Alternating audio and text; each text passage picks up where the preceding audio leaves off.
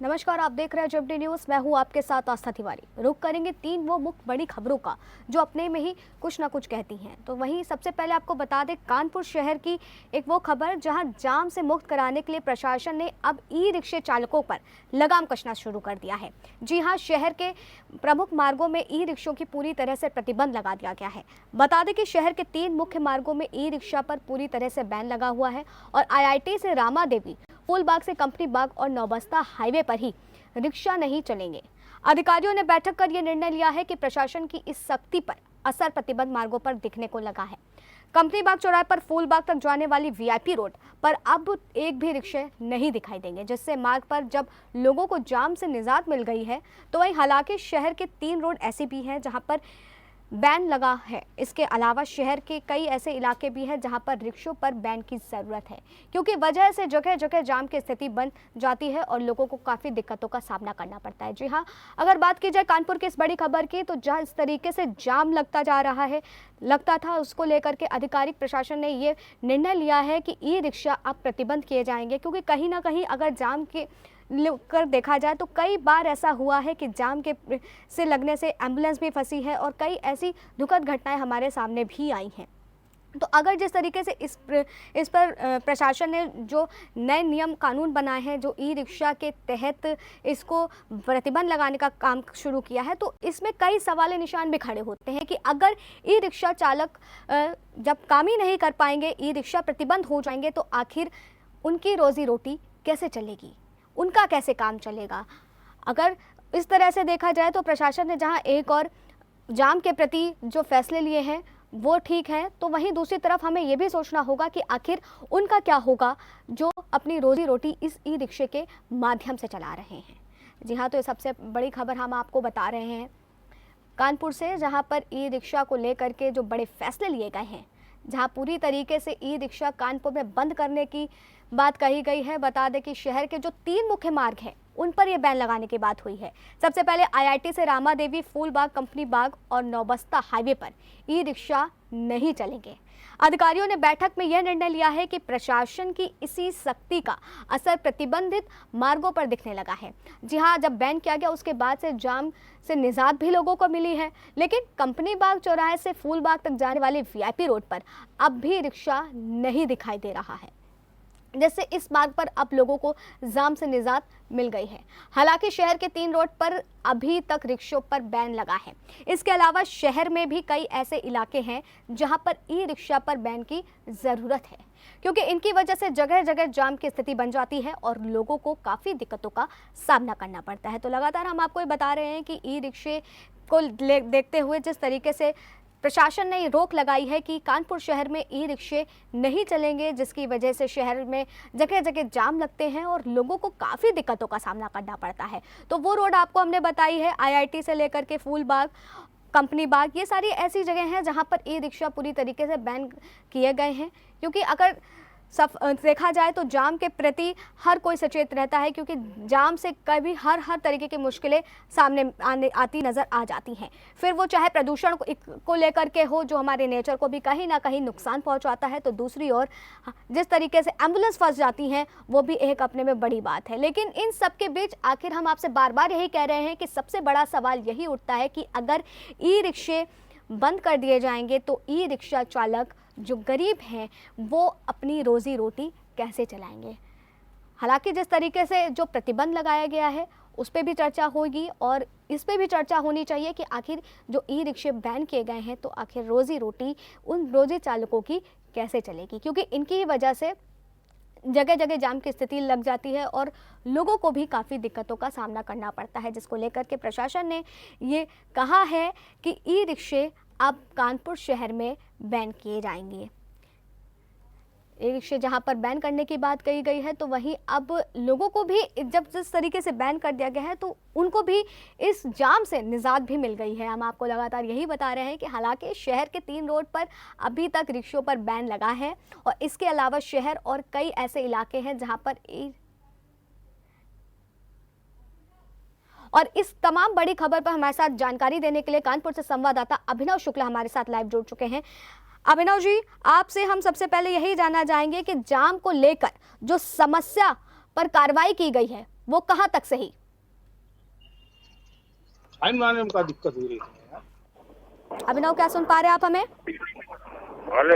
जी अभिनव जी, आपसे सबसे पहला सवाल यही रहेगा कि जाम को लेकर के जिस तरीके से जो समस्याएं लोगों को पैदा हो रही थी, उनके सामने आ रही थी, तो और जिस तरीके से कार्रवाई की गई है, तो आखिर ये कहां तक कारगर? देखिए, बिल्कुल आपको बता दें, जिस तरीके से शहर में जगह जगह जाम लग रहा था और लोगों को काफी ज्यादा दिक्कतों का सामना करना पड़ रहा था, उसको लेकर प्रशासन ने एक बैठक करी।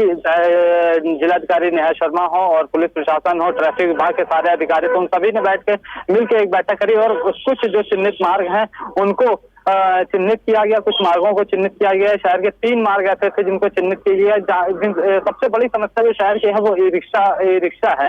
उनको उन मार्गों से हटाने के लिए एक पूरी रणनीति तैयार की गई कि कंपनी बाग से लेकर फूलबाग तक जो वहाँ पे जो रोड जाती है उस रोड पे ई रिक्शा नहीं चलेंगे। इसके अलावा IIT से लेकर रामा देवी तक के जो पूरा जो GT रोड है उसमें ई रिक्शा पूरी तरह से प्रतिबंधित कर दिए गए हैं। इसके अलावा साउथ में एक नौबस्ता की तरफ एक रोड है, वहां पे भी ई रिक्शों को बैन लगाया गया है। इन ई रिक्शों को जो बैन का जो असर है वो अब लोगों के ऊपर वो अब दिखने लगा है। जी, वो दिखने लगा है। लोगों को जो परेशानियां जो पहले हो रही थी, जो जगह जगह जो दिक्कतों का सामना लोगों को करना पड़ता था, जगह जगह जाम लग जाता था, उससे लोगों को निजात मिली है लगातार और लोग अब आसानी से अपने उस मार्ग से अपने गंतव्य तक जा सकते हैं। लोग वहां से जा रहे हैं और जो सुबह और शाम के समय जो पीक आवर्स होते हैं उनमें जिस वक्त लगता था जाम लगता था, उससे अब निजात मिल चुकी है। जी अभिनव जी, आपसे हम ये भी जानना चाहेंगे, जिस तरीके से बैठक में ये फैसला लिया गया है कि 3 ऐसे जो इलाके हैं, जो ऐसे शहर के वो हिस्से हैं जहां पर जाम लगता आ रहा है, तो अभी तक जिस तरीके से जाम लगता आ रहा था उसकी क्या स्थिति थी कि आखिर इस तरह का फैसला प्रशासन को लेना पड़ा? देखिए, स्थिति की अगर बात करें तो अगर जब ये बैठक नहीं हुई थी उससे पहले की बात करें तो इन मार्गों पे सबसे ज्यादा VIP रोड एक ऐसा VIP रोड, वो नाम से ही VIP रोड है, एक ऐसी रोड है जहां पर सबसे ज्यादा अधिकारी निकलते थे, नेता निकलते थे, शहर के प्रमुख लोग निकलते थे उस रोड पे और एक वहां पे अक्सर जाम लग जाता था। कचहरी भी बीच में पड़ती है, जेल भी पड़ती है, पुलिस लाइन भी पड़ती है उसी रूट पे ही, तो काफी ज्यादा जाम की स्थिति उस जगह पे पैदा हो जाती थी। और ई रिक्शों की जो अराजकता है वो जगह जगह कहीं पे भी खड़े करके सवारियों को उतारने लगते थे। कई बार उनके ऊपर चालान किया, लेकिन चालानों का असर उनको की कार्रवाई का सब। जी,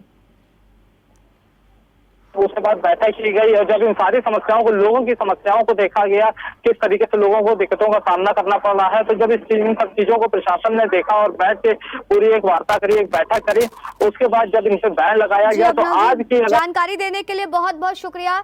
ई रिक्शे को लेकर के जिस तरीके से बात की गई, तो ये 3 इलाके ऐसे थे जहां पर सबसे ज्यादा जाम देखने को मिलता था, जिस वजह से बैठक में प्रशासन ने ये फैसला लिया है कि ये जो इलाके हैं यहाँ से जाम हटाया जाए। तो रुक करते हैं दूसरी खबर का, जो खबर उन्नाव से है। हसनगंज थाना क्षेत्र के एक गांव में 5 वर्षीय मासूम के साथ दुष्कर्म का मामला सामने आया है। बता दें कि गांव के ही रहने वाले आरोपी युवक ने बच्ची को बहला फुसलाकर अपने घर ले गया और उसके साथ हैवानियत की वारदात को अंजाम दिया। वहीं आरोपी ने इतना ही नहीं, मासूम को छत से नीचे भी फेंक दिया। फिलहाल गंभीर हालत में बच्ची को अस्पताल में भर्ती कराया गया है, जहां उसका उपचार जारी है। वहीं परिजनों की सूचना पर पुलिस ने आरोपी को गिरफ्तार कर लिया है। पुलिस ने बताया है कि आरोपी पर पहले भी गंभीर मामले दर्ज हैं। वहां कुछ दिन पहले ही जेल से छूटकर आया था।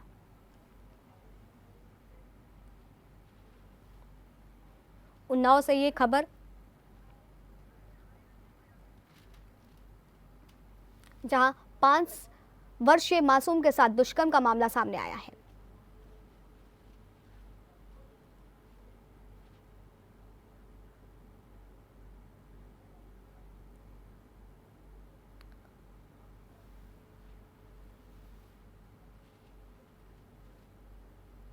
कल दिनांक 26/5/2022 को थाना हसनगंज पे लिखित तहरीर दी गई वादी द्वारा कि उसकी 5 वर्षीय बच्ची के साथ अभियुक्त लौकुश उर्फ गुड्डू ने बलात्कार किया। इस सूचना पर थाना स्थानीय पर उचित धाराओं में मुकदमा पंजीकृत करके बच्ची को डॉक्टरी के लिए भेज दिया गया तथा अभियुक्त को गिरफ्तार कर लिया गया है। साक्ष्य एकत्रित करके अभियुक्त को जेल भेजा गया।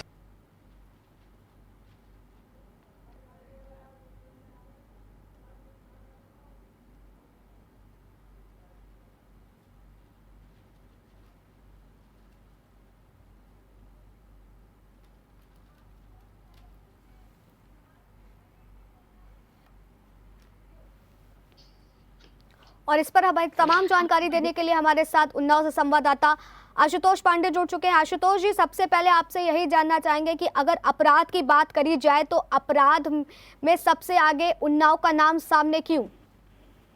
जी, आपको बता दें जिस तरह से 2018 में माटी का दुष्कर्म कांड दुष्कर्म कांड जो चर्चा में आया था, जो पूरे देश में चर्चा का विषय बना था, जिसमें कि विधायक कुलदीप सिंह सेंगर जो पूर्व विधायक हो गए हैं दोषी, तो उसके बाद से लगातार कहीं न कहीं उन्नाव दुष्कर्म के मामले में लगातार चर्चा में रहता है, चाहे भाषण गला कांड रहा हो या इसके अलावा हसन ने एक और काम था। ये फिलहाल एक नया मामला, ये 5 वर्ष की बच्ची थी जिसको उसका ही पड़ोसी ने बहला फुसलाकर उसके साथ दुष्कर्म किया और उसके बाद मारपीट करने के बाद तो सबसे फेंककर को जान से मारने की कोशिश की थी।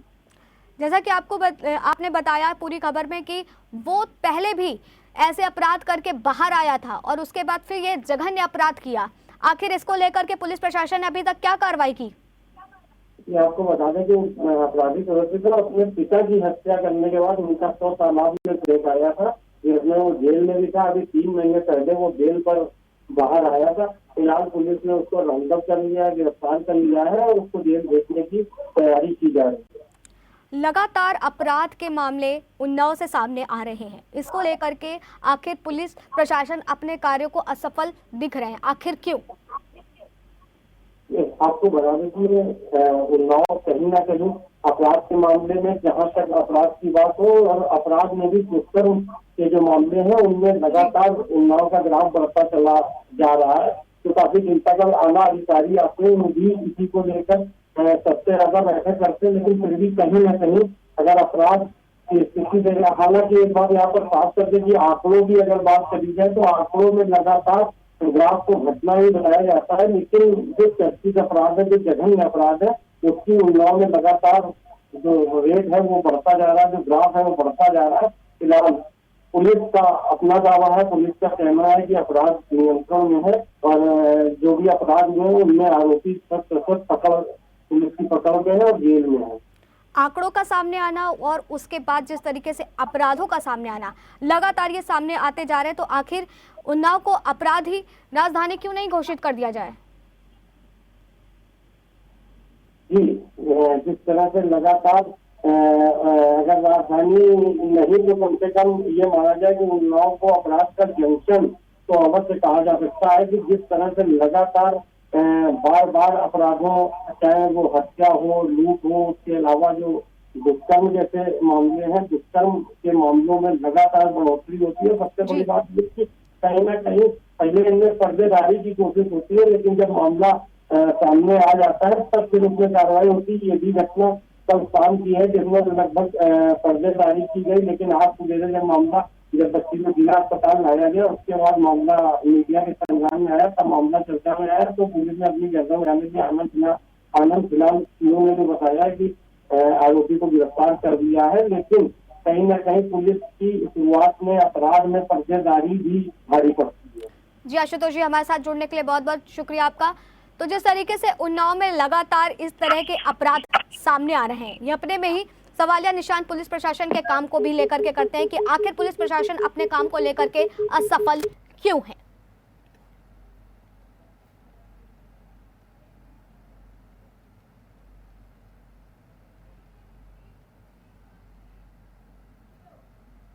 यहाँ रुकेंगे एक छोटे से ब्रेक के लिए, खबरों का सिलसिला जारी रहेगा।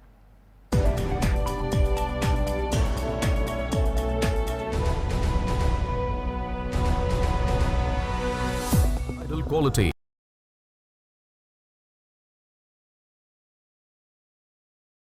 वेयर की शानदार range, ethnic wear, Indo western sherwani, designer कुर्ते, सूटिंग शर्टिंग, उत्सव आपका, कलेक्शन हमारा।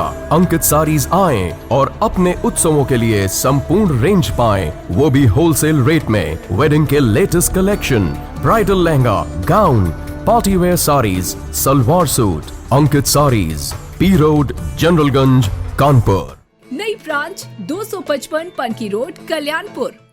धन्वंतरी सुपर स्पेशलिटी हॉस्पिटल, दक्षिण कानपुर का एकमात्र super speciality hospital, CGHS, QCI और NABH द्वारा प्रमाणित।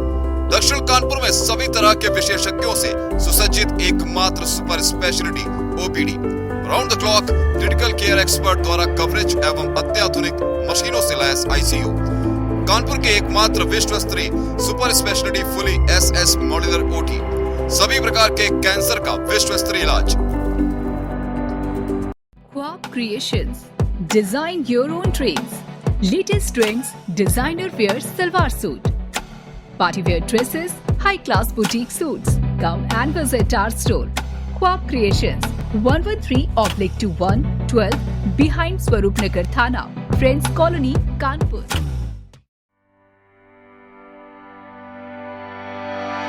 New angel hospital and research centre, जहां एक ही छत के नीचे हार्ट, किडनी, डायबिटीज के मरीजों को मिलेगी 24 घंटे अत्याधुनिक सुविधा, सभी रोगों के विशेषज्ञों के साथ ही ट्रेंड स्टाफ की मौजूदगी।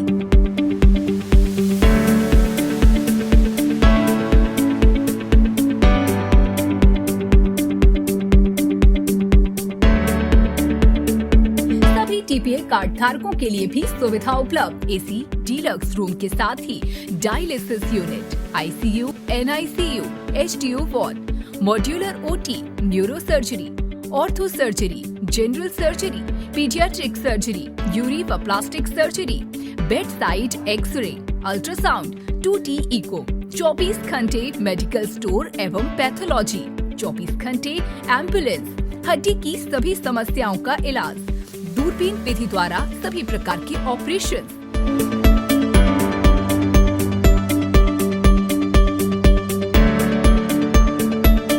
Address 128/33 H block, Kidwai Nagar, Shanidev मंदिर के पीछे, कानपुर। आपकी अपनी विश्वसनीय दुकान पंचरत्ना एंड सन्स ज्वेलर्स। हमारे यहाँ सोने और चांदी के फैंसी आभूषण आधुनिक तकनीक से बनाए जाते हैं। अक्षय तृतीया के शुभ अवसर पर विशेष छूट, गोल्ड ज्वेलरी की मेकिंग पर 50% तक की छूट और डायमंड ज्वेलरी की मेकिंग पर 100% तक की छूट। पंचरत्ना का ये दावा है कि क्वालिटी से कोई कॉम्प्रोमाइज नहीं। 22 carat hallmark jewellery available, IGI certified diamond jewellery available.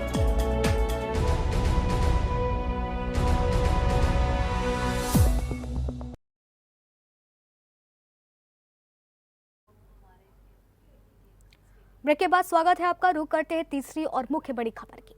Mumbai drugs case में बॉलीवुड सुपरस्टार शाहरुख खान के बेटे आर्यन खान को क्लीन चिट मिल गई है। पुलिस चार्जशीट में आर्यन खान का नाम नहीं है।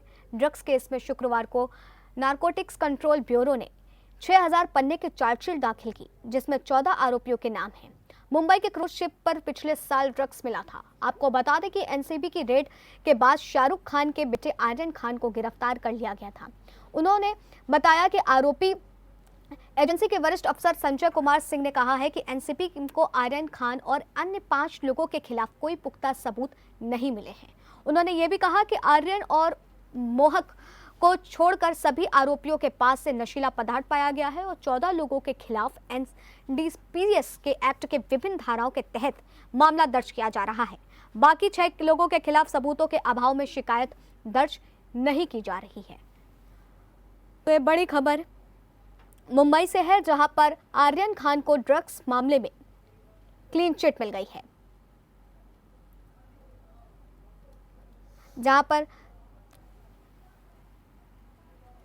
और इस पर तमाम जानकारी देने के लिए हमारे साथ मुंबई से अनिल शुक्ला वरिष्ठ पत्रकार जुड़ चुके हैं। अनिल जी, सबसे पहला सवाल आपसे हमारा यही रहेगा कि ड्रग्स मामले में एनसीबी ने दायर की 6000 पेज की चार्जशीट में आर्यन को शामिल नहीं किया है, तो वहीं उनका कहना यह भी है कि इनके खिलाफ कोई सबूत नहीं मिला है। इसको लेकर के आप क्या कहेंगे?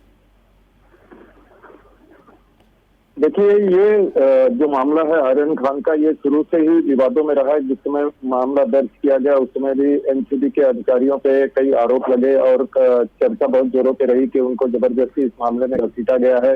उसके पीछे किसी का दबाव होने या अधिकारियों के जो तालमेल नहीं बैठने के बातचीत हुई थी, तो ये पूरा मिला जुला के मामला से शुरू से ही विवादों में था। मार्च में भी जब एनसीबी की एसआईटी ने इसकी जांच की थी, उस समय भी सामने आया था कि नहीं है, लेकिन अब ये तो एकदम क्लियर हो गया है मामला। जब आज एनसीबी ने कोर्ट में चार्जशीट दायर की, उसमें 6 लोगों के खिलाफ कोई सबूत नहीं मिले हैं।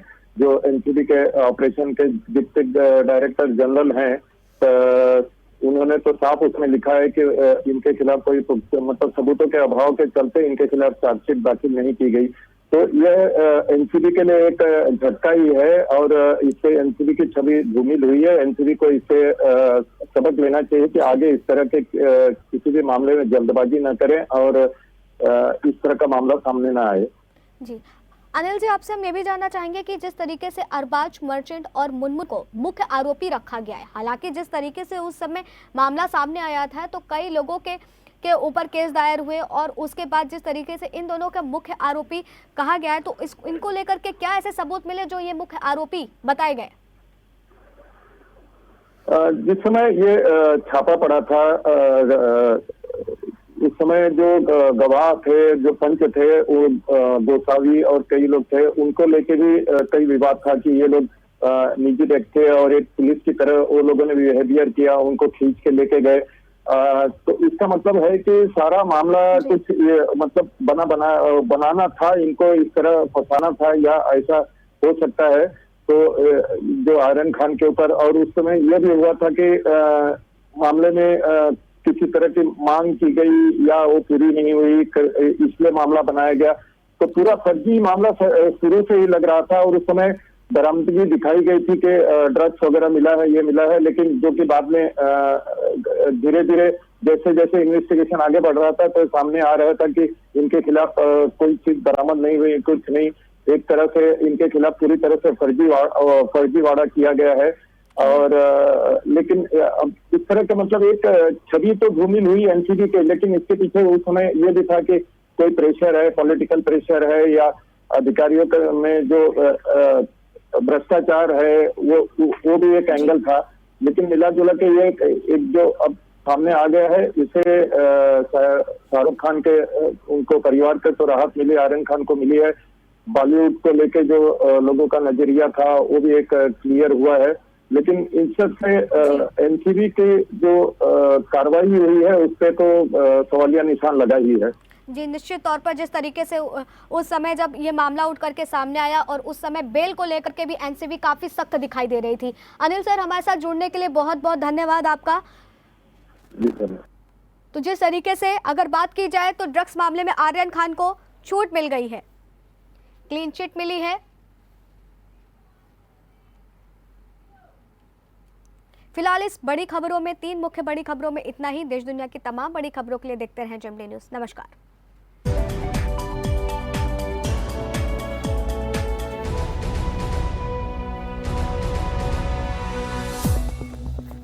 अपनी विश्वसनीय दुकान